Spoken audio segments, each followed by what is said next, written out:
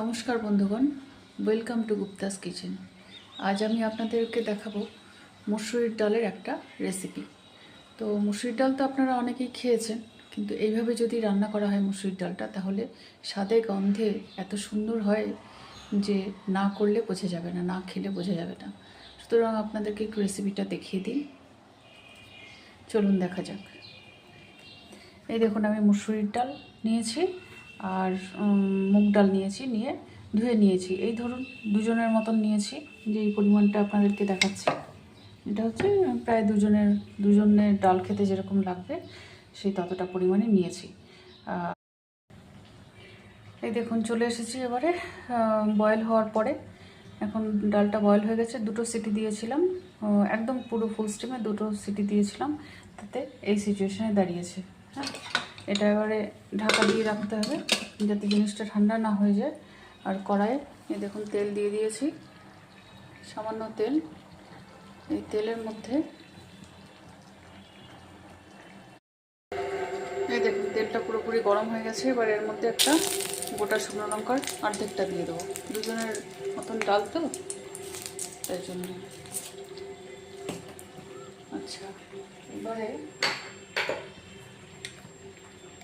এর মধ্যে দিয়ে দেবো সামান্য পরিমাণ পাঁচফোড়ন।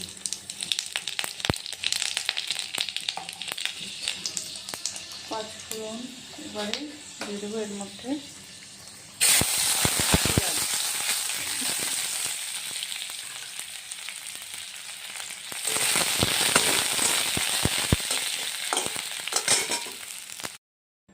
এই দেখুন এইভাবে পুরো ঢাকনার মুখটা পুরো একদম বন্ধ করে আটকে দেবো।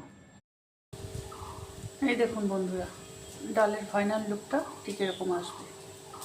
একবার এইভাবে করে খেয়ে দেখবেন, ভীষণ ভালো লাগবে। বিশেষ করে এই গরমে তো ভীষণই ভালো লাগবে কোনো কিছু একটা ভাজার সঙ্গে এই ডালটা খেতে। বা কেউ যদি চুমুক দিয়ে, অনেকে আছে চুমুক দিয়ে খায় ডাল বাটিতে করে, সেক্ষেত্রেও ভালো লাগবে। এই জিনিসটা একবার ট্রাই করে দেখবেন, দেখবেন ভীষণ ভালো লাগবে। আর ভালো লাগলে অবশ্যই কমেন্ট করে জানাবেন এবং সাবস্ক্রাইব করতে ভুলবেন না। নতুন নতুন রান্না পেতে চ্যানেলটা সাবস্ক্রাইব করবেন। আর এই হলো পটল আলু পনিরের ডালনা, নিরামিষ একটা আইটেম। তো এরকম একটা আইটেম নিরামিষের দিন বেশ জমিয়ে দেবে। যদি আপনারা বলেন, যদি কমেন্টস করেন, তাহলে অবশ্যই রেসিপিটা আপনাদের জন্য রেডি করে নেক্সট দিন আপলোড করব। সো কমেন্ট করতে ভুলবেন না কিন্তু।